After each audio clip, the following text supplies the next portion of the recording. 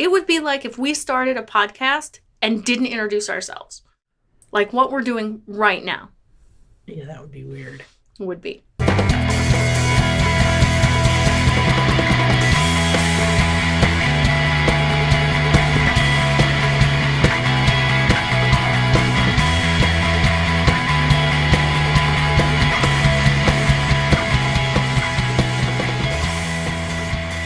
Hey everybody, welcome to the Red Dragon Sessions. My name is Yvette, and with me as always is Bob. Hello. How you doing today, Bob? Very well, thank you. Are you ever doing bad, Bob? Sometimes, but you'd never know. Actually, you would know, but I am fine. I'm good. Thank you for asking. Cool. Yeah, you're welcome. Okay. So today, folks, I'm just going to offer up at the start of this a trigger warning.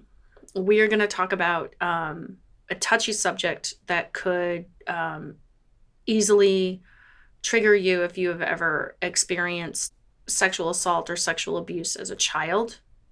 It could be a triggering sort of discussion. So be aware of that as we're going in. I will tell you we're not going to go into incredibly graphic detail or anything like that, but the Red Dragon Sessions are stories about my life and hopefully the things that happened to me.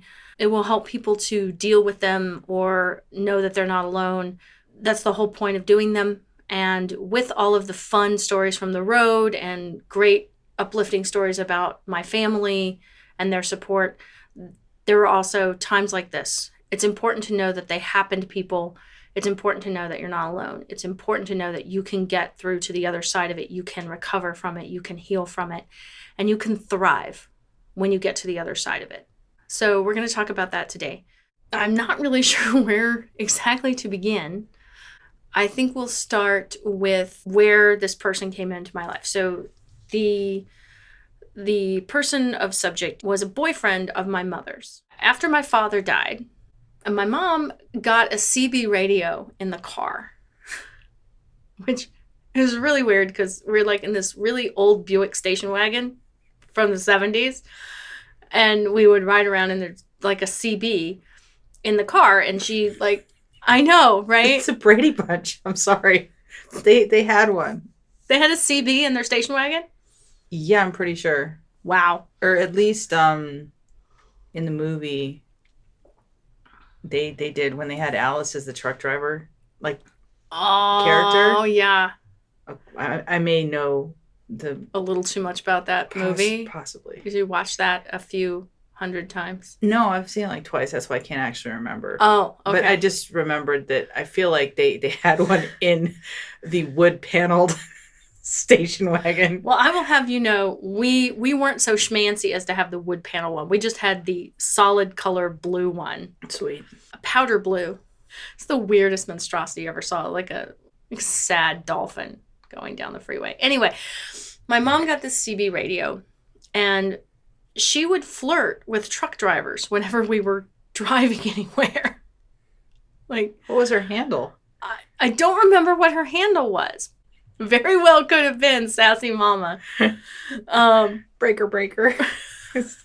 Sassy Mama. Breaker. What's your Sassy 20? Mama. You know, hey, I didn't pay a whole lot of attention. I lived in my own little world. No, I usually had my nose in a book or I had my headphones on. I was listening to music, you know, because... On the 8-track? On the 8-track. No, the car didn't have an 8-track. The car had cassette. Whoa. I know, right? We were going big time. Totes. Yeah. So we would, whenever we would drive anywhere or go anywhere, the little town we lived in didn't have a whole lot going on. We didn't have like a big store. Like we didn't have a Walmart in our town, and you know, but we were right next to a freeway. So we were always on the freeway going from town to town, wherever we were going.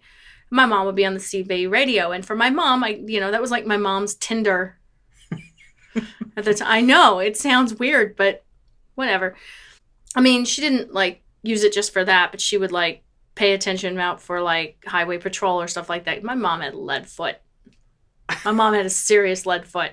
She was a safe driver, but she was fast.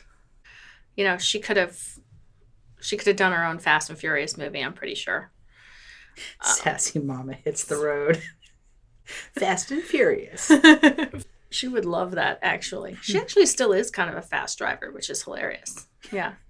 Yeah, she's going to be 91 this year. Go, Mom. And she still drives herself around, and she makes it to places quicker than I think she probably should. More often than not. So, Anyway, at one point over the summer, in the first year after my dad had died, my mom met this guy. And you're 8? I was 8 when my dad died. Yes. So my mom met Dwight somewhere around 5 or 6 months after my dad died. And Dwight was a truck driver. He wasn't like far distances. It was maybe like mid-range distances. He didn't go like completely across the country or things like that. And he lived in Springfield, Missouri. So we would go down to his house and visit him in Springfield. And I will say out of the gate that I didn't like him. He always kind of like creeped me out. But I actually assumed that when I first met him and stuff, because my dad had died like 6 months previously. So like I didn't, there was a piece of me that acknowledged that, dude, you're not my dad, kind of vibe to it. Like I just didn't like him. I sort of was just like, meh. But he had this really great Cocker Spaniel. I love the Cocker Spaniel. So I would always go play with the dog. I can't remember the Cocker Spaniel's name though. But anyway, and he lived on this, like, the end of this road, and so there was a lot of open area and open space to run around in and stuff like that, which was different. I mean, we had a big front yard and a big backyard at our house, but this was, like, even more space. And once I figured out how to get through the fence, I had acreage to roam, which I did, because that's, who I was. I would wander anywhere. I had no fear. I would just like go off. And I still do that. I still have no fear. I still just like get in the car and just be like, hey, hi friends. I'm in the desert somewhere. I don't know. I just drove for like 4 hours. I'm somewhere. I'll come home tomorrow. Bye. See you later. Would the Cocker Spaniel come with you on an adventure? No, she wouldn't. Not allowed. Not allowed, because there were actual wild beasties out there. Mm-hmm. There were coyotes and wolves and stuff out there. Yeah. Wow. But, perfectly fine to let the 8-year-old go roaming. Right. Yeah. Adult time. The logics of adults, The dogs got to stay in her kennel in the yard. Where if something were to come up close to the property and attack her, she would be trapped in the kennel. But the 8-year-old can go a-wandering. Wow. I did know to stay within like yelling distance of the house. So if I heard my mother, right, I could, work my way back. Right. At my own pace, depending on what her yell sounded like. Right. Like, that, hey, Yvette. Like, and that's just pretty much, okay, get back as soon as you can, My mom had a whistle. Oh, she had a whistle? My mom couldn't whistle. I think all of our listeners know what that whistle sounds like. Or they know what the yelling mother sounds like, pretty much. Mm-hmm. Yeah. One trip down there was deer hunting season, and I had never had venison before, and I didn't want to try it. Like, I didn't want to try venison. But, my mother had this fantastical trick where she just told me it was chicken or something, and I tried it or whatever, and I ended up not liking it. She was certain. She and Dwight were absolutely certain that I wouldn't know the difference and I would just eat it. But I absolutely did, and I spit it out, and the dog ate it. Gross. Yeah. I did. I like onto the ground outside. We were outside. I didn't spit it on the kitchen floor. Okay. I spit it into the grass, and the dog then just sat there and waited for me to spit more food out at her, which I did, because my deal with my mom was to taste it. It wasn't to swallow it. Oh, semantics. I know, right? She regretted that. So I would take a big bite, and I would chew it up, and I would be like, nope, don't like it. and then the dog would just eat it. So now we're getting to the first time that I felt uncomfortable in that way. There was the grill where there was a piece of meat on there that still was like on the bone. A lot of the meat on the grill was on the bone. Something had happened where like a plate had fallen over, something had fallen off the grill.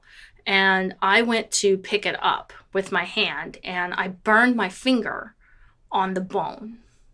Because I picked it up by the bone and I burned my finger pretty badly, actually, because I was just like, I started to cry. And so my mom took me in the bathroom running underwater, and Dwight went and got a piece of aloe vera plant. So I went into the bedroom and sat down on my bed because I was just like, my finger was throbbing because it was a pretty bad burn. So you're at your house? No, we're at his house. So you had a bed at his house? Well, I had a room at his house. I had a room.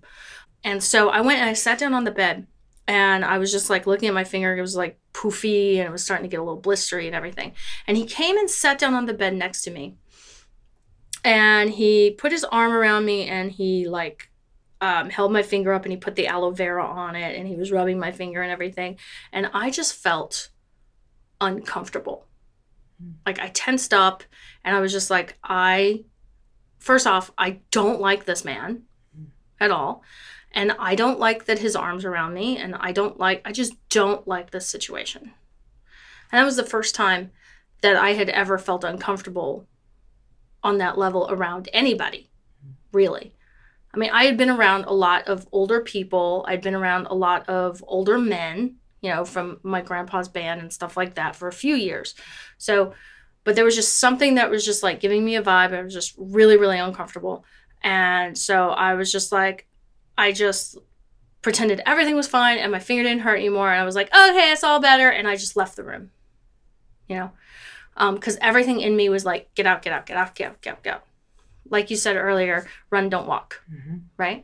So I left the room and my finger did swell up pretty good. And my mom put a Band-Aid on it. And then a couple days later, it was kind of fine. I mean, I had a blister and stuff, but it wasn't like bad enough to go to the hospital or anything. Now, had you gone home after this afternoon, or were you staying there? We stayed there over the weekend. Okay. And then we would go home and I would go to school. Got it. We were getting into the fall. It was deer season. I see. Yeah. So then there was another time. So Dwight was always sort of like pushing for me to do more stuff like around the house. Not like do housework kind of stuff, but like this time he was chopping wood. And when he wanted me to help chop wood. All right. And I'm like 8. Okay. I'm a kid. So, and I've never chopped wood before. But anyway. Axes are heavy. Axes are fucking heavy. So he's like out there deciding to, and I don't remember where my mom was, but he was out there splitting wood. And he decided that I needed to learn how to split wood. Okay. Now, by no means was I a city kid. And I knew how to do dishes, and I did my fair share of dishes, and I did chores. Like, I wasn't a lazy kid. Like, I did my part around the house. So we're out there, and I decided that I didn't want to be out there alone with him, even if he was, like, doing this job, chopping wood or whatever. My reaction to all of this was to begin to withdraw, right? And so I began to withdraw. I began to like just walk around with my headphones on or stick my nose into a book. I began to withdraw, really, really seriously withdraw every time that I was around him. And that led to me withdrawing when I was around other people and in other situations. So he puts the axe in my hand and he gets behind me and he's like swinging the axe with me. And then he's like, okay, go with it by yourself. And I decided to miss completely. And I did not really recognize the danger of completely missing the wood. Because I wasn't strong enough to have real control of the axe. So I thought I would just miss, because there's like a log, a tree stump coming out of the ground, and then you put the piece of wood you're going to split on the tree stump. So my plan was to miss the piece of wood and hit the tree stump. And I figured if I do that enough times, he'll just take over again and I can withdraw. right? So I go to miss the piece of wood on the stump, and I missed it and the stump, and I came down, literally cut my shoe, but managed to miss my big toe. Somehow did not cut off my toe, but I did slice my shoe. I believe it. And I was like, that's just like pure dramatic luck. Pure total luck. I probably should have chopped my own foot off with that miss. And so I bolted, because there was a couple of things that were like racing through my head. It was like, well, first of all, you already been school clothes shopping. You're not going to, my thought was, I'm not going to get another pair of shoes. Like, I'm not going to get another pair of shoes for this, like, I'm growing like a weed, and I hear about this every time I go to the store, and blah, blah, blah. So I was like, fuck, I've ruined my shoes, and fuck, like, this dude creeps me out. Like, so I ran, and I hid in a closet for like an hour until wherever my mom was, she came to find me. I have a quick question. Yeah. When he was behind you doing the wood chopping, right? Was that just very uncomfortable to have him? Oh, yeah. Like, be that close to you? Oh, yeah. Yeah, because his whole body was against mine.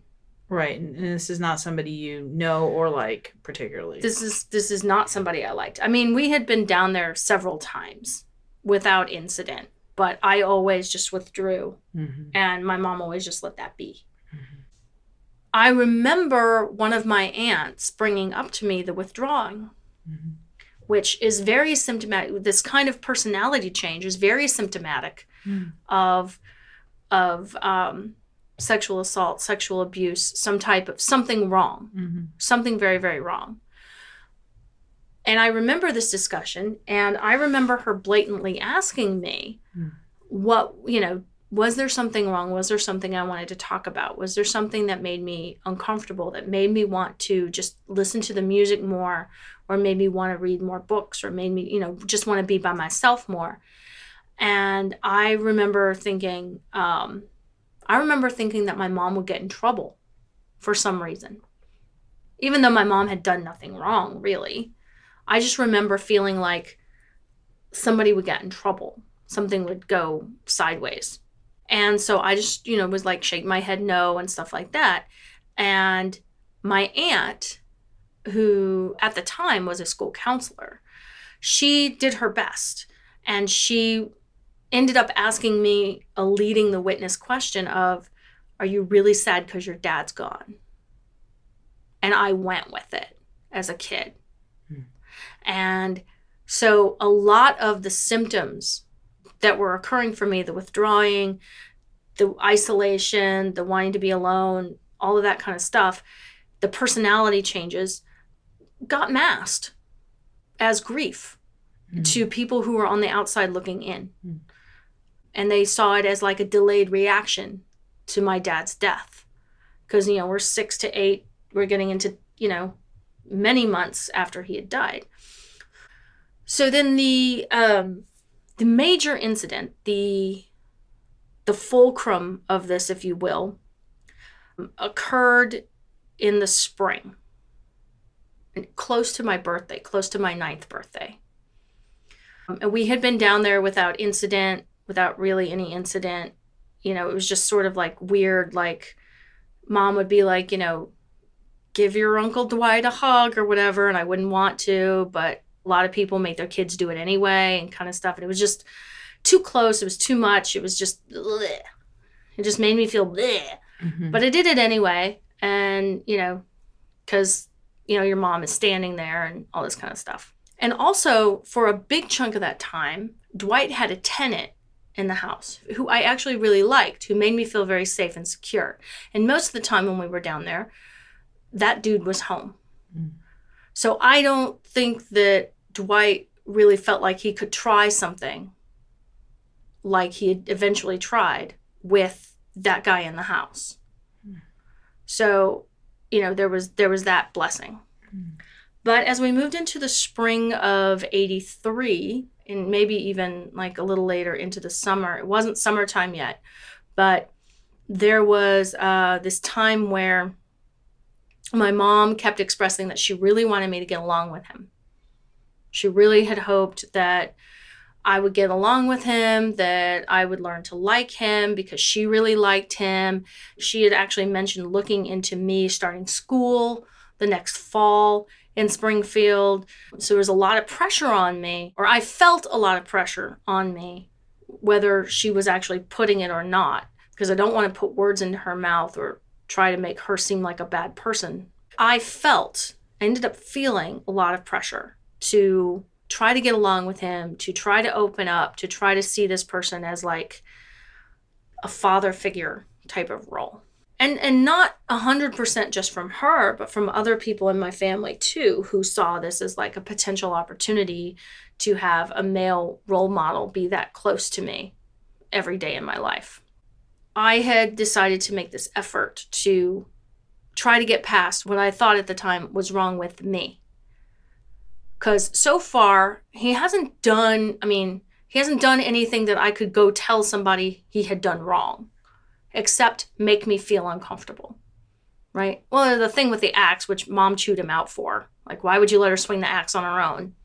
Stupid. He hadn't touched me in an inappropriate place yet. He hadn't asked me weird questions or anything. He just really, really made me uncomfortable. So we cut to, it was a Saturday morning, and I had wanted pancakes. Dwight had decided that the little princess was going to get pancakes. So they were in the kitchen cooking, and he came out and he said, well, we do have pancake mix, but they're like ants have gotten into it. So we could have pancakes, but it means your mom would need to go to the store. Would you be okay with that and to wait and have pancakes because after she goes to the store and comes back? And I was like, okay, fine. I'm trying to watch cartoons. It's Saturday morning in the 80s. The good shit was on Saturday mornings. I'm like, leave me alone. I got a thing, Smurfs, man. Dude, my Bugs Bunny was on. We are the Littles. The Littles. I love the Littles. If only I could think of a PD Bugs Bunny song right now. Nope. Can't think of one. Nope. Mom went to go to the store, and Dwight made this big deal about saying he was going to go lay down for a nap. So Mom got in the car and left.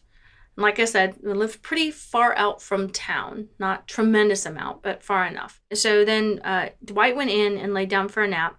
This is uncomfortable to talk about, so bear with me. I'm trying to talk about it without getting too emotional, and I'm also trying to talk about it where there's enough of it that makes sense, but we don't get too triggery or we don't get too graphic. So, does it make you mad or sad or both? It depends on the day. Right now, it's making me a little sad. So for your little Yvette self. Yeah, it makes me sad for my little Yvette self. It also makes me sad for my mom, who really didn't have any inkling, or we wouldn't have even been there. Of course. I also get mad at my little Yvette self about what happens. Yeah. You get mad at I did. I used to anyway. I don't really get mad at her anymore, but I used to because I think we all think of ourselves as stronger. We remember ourselves as stronger than we were. Or we remember ourselves as braver than we were. Or we remember ourselves differently than what we really were. Or we like to think that in a situation we would be a certain way or act a certain way. But you're a child. I know. I mean, I'm not like pissed at her, or anything. I don't want to like, take her in the back and shake her or anything. I'm not like angry at her, but it does make me it makes me feel a little angry. I guess saying that I feel angry at my younger self isn't exactly right. I'm angry at the situation that I didn't do something more extreme in the situation to protect myself. Well, but as a child, you're not meant to protect yourself. So, well, that's right. Yeah. I mean, this is the job of somebody else to protect you. So anybody taking advantage of that is, I mean, it's not okay. Yeah. But it is an emotion that I sometimes remember. And it's an emotion that happens in this, as you're healing. Sure. It's going to happen. You have to figure out what to do with it yourself. Nobody can tell you what to do with it. Yeah, but sometimes I still feel it and I have to work through it. Even though I've worked through a lot of this stuff and everything, there's still moments where I have to work through it. Kind of working through it right now, too. So bear with me, y'all. So he called me into the bedroom to lay down and take a nap with him while my mom was at the store, which I felt really awkward about, but I felt this pressure to make an effort to get to know this person. And I did not, and while I was made to feel uncomfortable, I still felt like that would be like okay. Because I had done that, like when my dad was home, I would lay on his bed and like sleep next to him and take a nap with him. So that was not something that I had not done before. You know what I mean?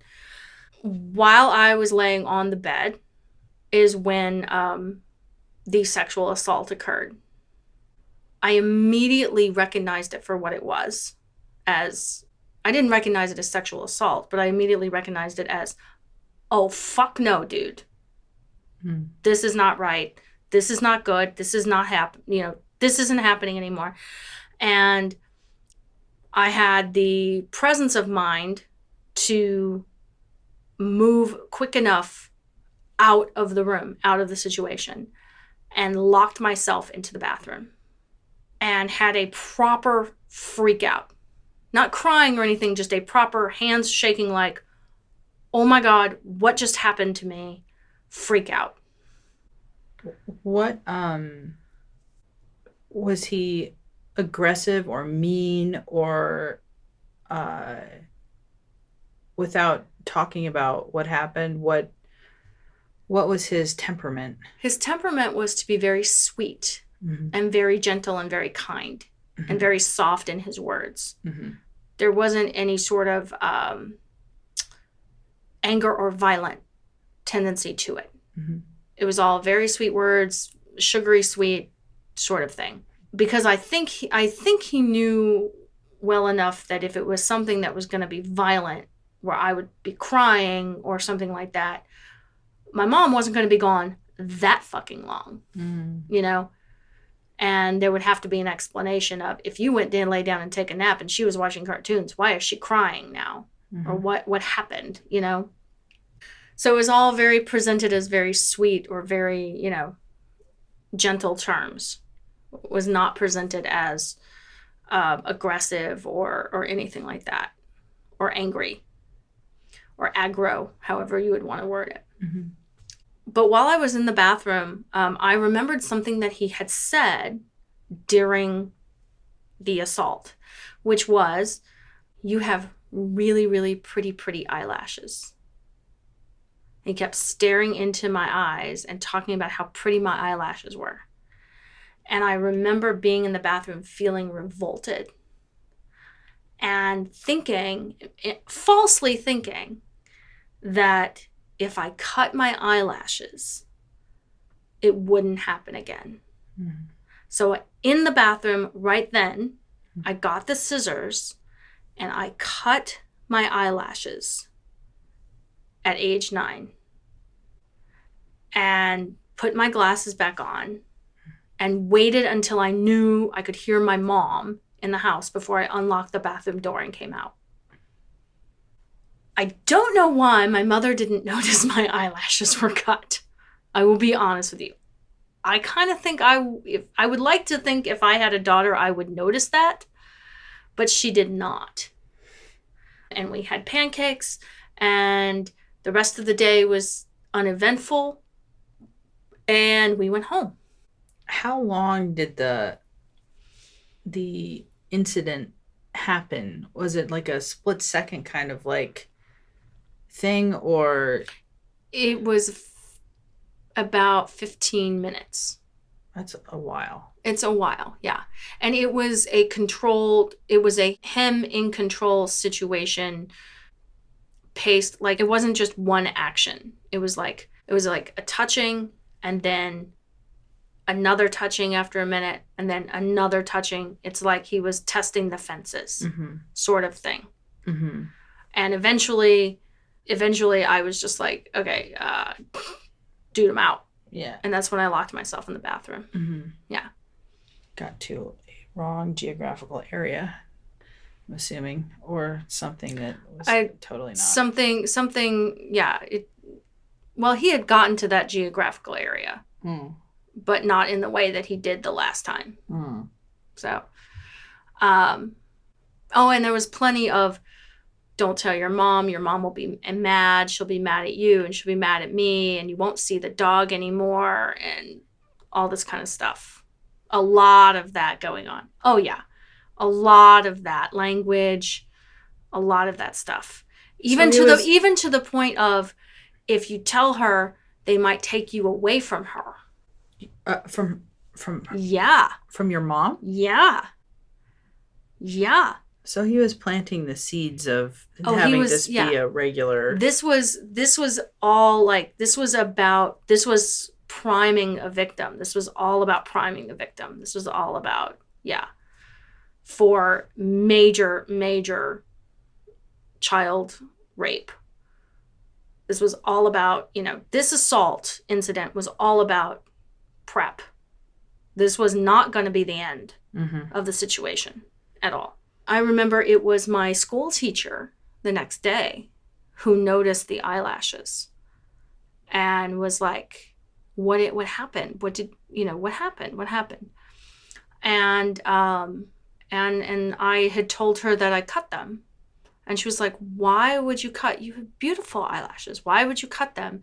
And I said, I wanted to be ugly, is what I told her. I remember that they didn't talk to my mother about that right away. That's bizarre. They didn't talk to her exactly right away. I'm not exactly sure why. But I was also walking home from school. When we were at our house, we lived literally a block from school. So I walked to and from school on my own every day. So I think they might have thought, when she comes in to pick her up, I'll see her, I'll talk to her about it or something like that. But they didn't actually send me to the nurse or do anything like that. I also had a very good third grade teacher who was very, very sensitive to the fact that the year before I had lost my dad. And she, again, I think there was this misplaced mask. There was this mask that it was grief that was going on in the adults around me, that they saw it as this is a delayed grieving process. This is a process. It's going to be hard for her. She was close to her dad, and they didn't recognize the symptoms for the other thing that they could be, which was some type of assault, some type of abuse. And I don't blame them for it now. I mean, I did go through a phase where I was every adult around me should have known immediately what was going on and should have jumped in and been Superman and Captain Marvel and kicked this dude's ass. I did go through that. But the older I got, the more I understood that there was a situation that could present a mask. And as I got older and I started dealing with this assault, and I also started dealing with my dad's death, because I didn't really deal with that until I was in high school. I didn't really deal with those feelings and emotions at all. And from my dad's death, I'd kind of set them aside, and then this whole assault issue really made me set them aside, because psychologically I kind of had to deal with that. There's only so much you can deal with at once as a kid. This next one's really hard because it took me a long time to get through this one. But this is still Dwight? This is still Dwight, yeah. So your mom has been dating him now for 6 or 8 months, or maybe even she met him at about the 6 to 8 month mark, and they've been together about 6 to 8 months. So a lot of time is passing. So you're 9 now. I'm 9, yeah. And so we decide that we're gonna go, so we end up going down to visit him again. My teacher has not brought up the eyelash thing again to my mom. So this is the immediate visit after the last one. Mm-hmm. And you know what? I'm not there. Okay. I'm not there. I don't want to go there. Okay. I'm going to cut this off before this second incident. Okay. Anybody who's doing that is sick. Mm-hmm. Okay. And mm-hmm. if your mom really wasn't aware that any of this is going on, you know, if she's a trusting person, if, you know, this just has never been her experience, how would she even remotely know? You know what I mean? So, right. Obviously, somebody who's doing the things that this guy was doing is not just sick, mentally ill, but also very manipulative. I mean, oh yeah, definitely manipulative. Not just in his own actions to, you know, to fulfill whatever doing that fulfills an adult. I mean, I can't wrap my head around it. Okay, but yeah, no, I've never been able to wrap my head around it. But that mind also has absolutely no problem manipulating the people, like a girlfriend or whatever. I mean, that's true. She obviously couldn't have known and was fiercely protective of you. So it's like, if she had known, she probably would have been a Lorena Bobbitt thing. I mean, oh yeah, she probably would have. Right? Yeah. Oh yeah. Yeah. So I mean, there would have been blood. Yeah. I mean, so this guy was obviously a skilled abuser, and maybe I don't believe for an instance that I was his first victim. Well, no, I've heard that sometimes because he knew what he was doing in the prep. Right. And I've heard that sometimes it was done to them, and so he knew how to do it to other people. Like that was his own experience. It's possible. With that. I don't know. I can tell you that my mom did move on to another relationship that was closer to home. I did my best to make a fuss about changing schools. I did my best to make a fuss about not changing schools. I did my best to make a fuss about being far away from Grandpa and the music industry that I was a part of at that time. And he did as well. I made it very clear that I did not like him.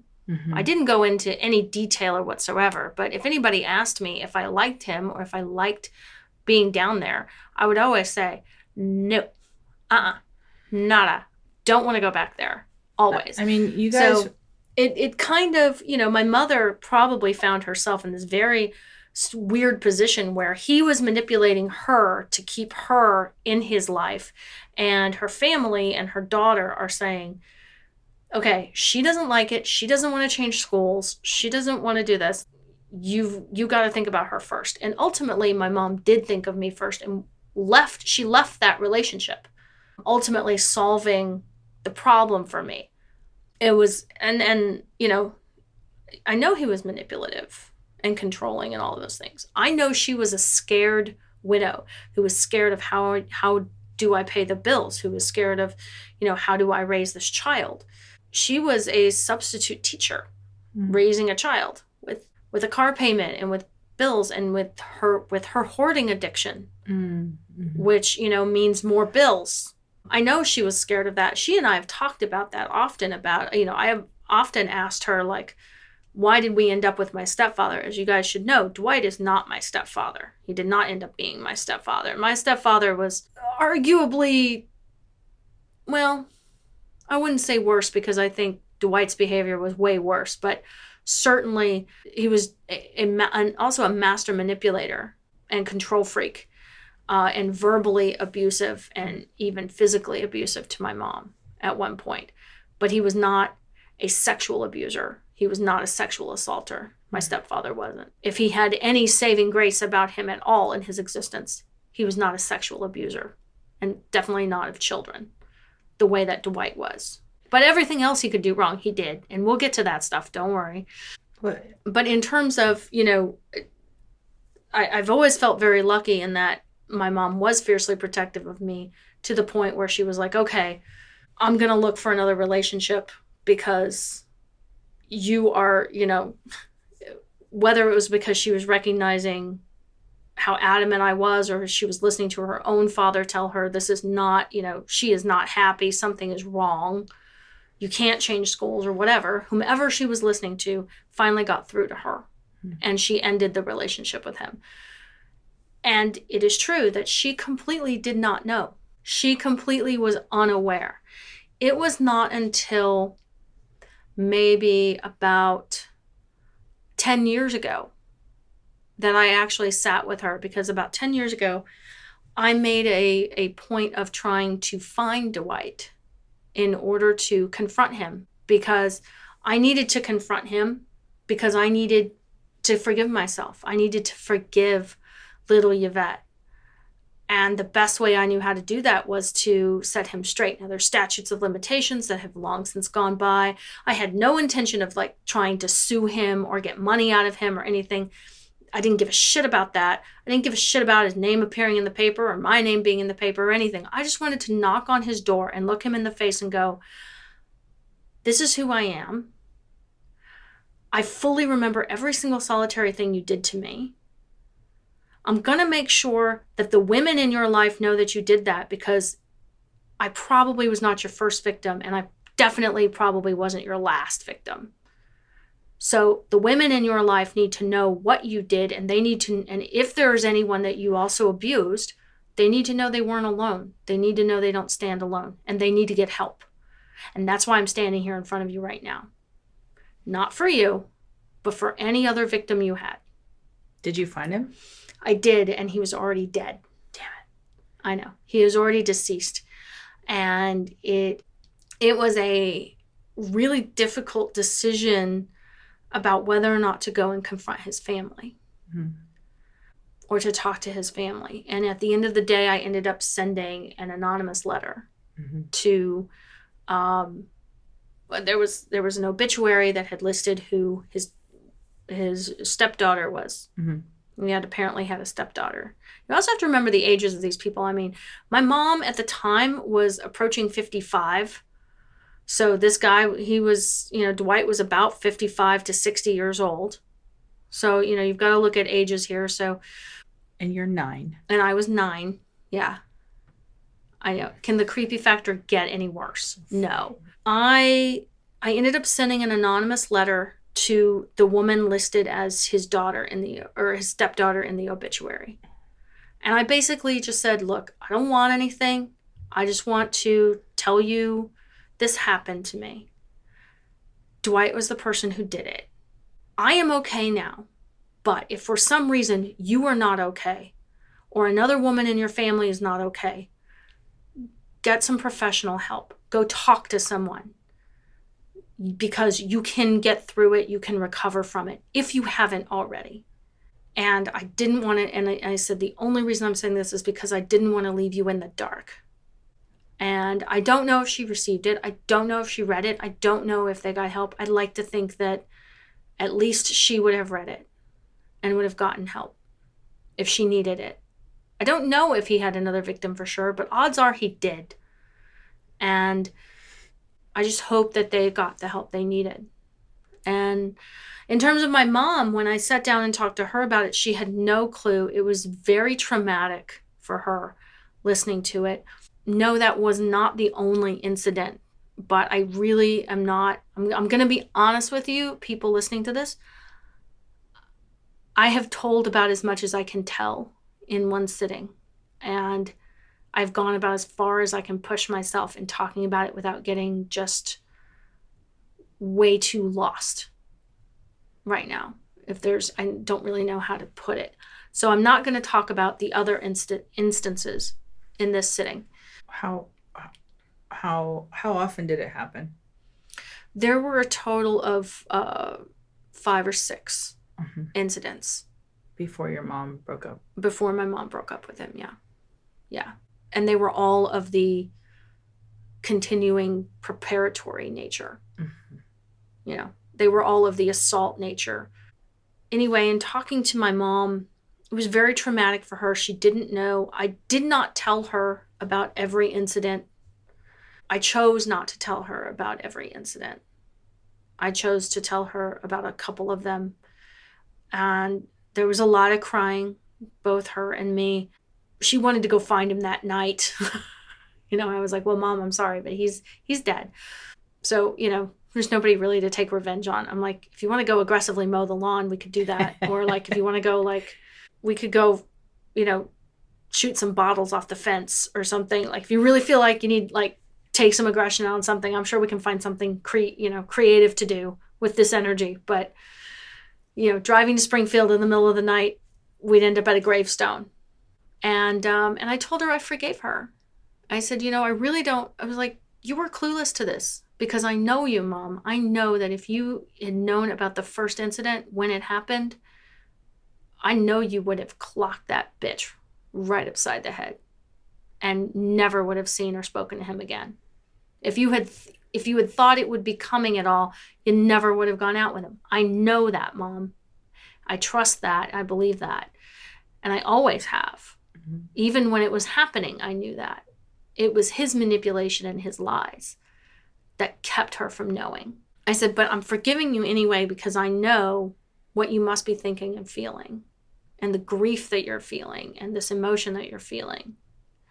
And I just want you to know, even though I've never thought it was your fault, there's plenty of room to forgive you. If that's what you need to hear and that's what you need to feel, then I've got it for you, And it took a couple of days for her to sort of get back to normal and that. And there was a part of me that wasn't going to tell her at all.